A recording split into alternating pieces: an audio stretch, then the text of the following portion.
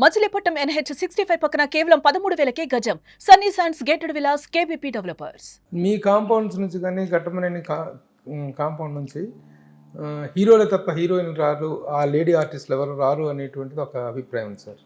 గతంలో మంజుల గారు బాలకృష్ణ గారితో ఒక సినిమా సెట్ అయిన తర్వాత కూడాను చాలా బలవంతమైన పరిస్థితుల్లో తను డ్రాప్ చేయించాల్సి వచ్చింది. ఏం జరిగింది సార్ అసలు అప్పుడు? ఎందుకు తను డ్రాప్ చేయించారు? తనకు యాక్టింగ్ చాలా ఇంట్రెస్ట్ కదా. అమ్మాయికి ఇంట్రెస్ట్ ఉంది అప్పుడు, బట్ ఫ్యామిలీలో కానీ ఫ్యాన్స్లో కానీ అంత ఇంట్రెస్ట్ చూపించలే. అమ్మాయి కూడా వద్దని అనుకుంది తర్వాత.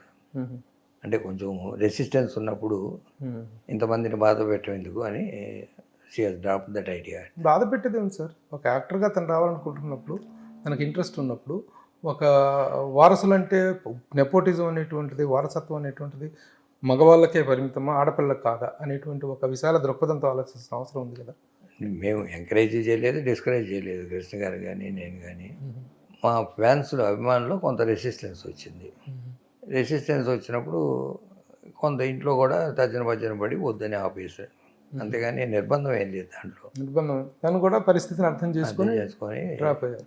కానీ తర్వాత తను ప్రొడ్యూసర్గా ఒక డిఫరెంట్ యాక్ట్రెస్గా మంచి పేరు తెచ్చుకున్నారు. దానిలో మీరు ప్రొడ్యూసర్ అయింది, డైరెక్టర్ అయింది, డిఫరెంట్ యాంగిల్స్.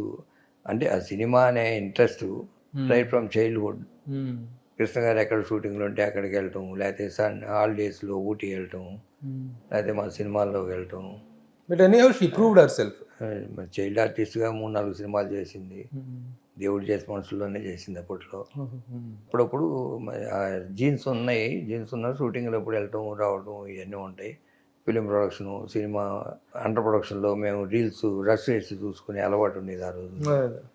అంతా కలిసి చూసేవాళ్ళం, అభిప్రాయాలు చెప్పేవాళ్ళు, కొంత మార్పులు చేర్పులు చేసేవాళ్ళం ఎప్పుడైనా. అంటే డిఫరెంట్ సెక్షన్స్, డిఫరెంట్ యాంగిల్స్లో కొంతమంది కొన్ని పాయింట్లు నచ్చుతుంది, కొన్ని పాయింట్లు నచ్చవు ఏ కథైనా. అందరి అభిప్రాయం తీసుకునేవాళ్ళం ఆ రోజున. ప్రొడ్యూసర్లు కానీ డైరెక్టర్లు కానీ ఎవరైనా ఇవాళ చూపించాలంటే భయపడే రోజులు ఇప్పుడు. ఇది ఒక ఫ్రేమ్ కూడా బయటికి వెళ్ళకూడదు, స్టిల్ కూడా బయటికి వెళ్ళకూడదు. ఆ వాతావరణంలో ఇప్పుడు జరుగుతుంది. అప్పట్లో అలా ఉండేది. పాతకాలంలో అయితే మామూలుగా రష్ అందరం చూసుకొని 1-4 సార్లు చూసుకొని లోటుపాట్లు ఉంటే సరి చేసుకొని తను కూడా అలా పార్టిసిపేట్ చేసి ఆ ప్రాసెస్లో జనరల్గా ఫ్యామిలీ మెంబర్స్ అంతా మన సినిమా రష్ అంటే అందరూ ఖాళీ ఉన్న వాళ్ళందరూ వచ్చేవాళ్ళు. వాళ్ళు చెప్తారు. వాళ్ళు యంగ్స్టర్స్ చెప్పే ఎప్పుడైనా కొన్ని మంచి పాయింట్స్ ఉంటాయి, అవి తీసుకునేవాళ్ళం ఎప్పుడైనా. సుమన్ టీవీలో మీ పర్సనల్ అండ్ బిజినెస్ ప్రమోషన్స్ కోసం కింది నెంబర్కి కాంటాక్ట్ చేయండి.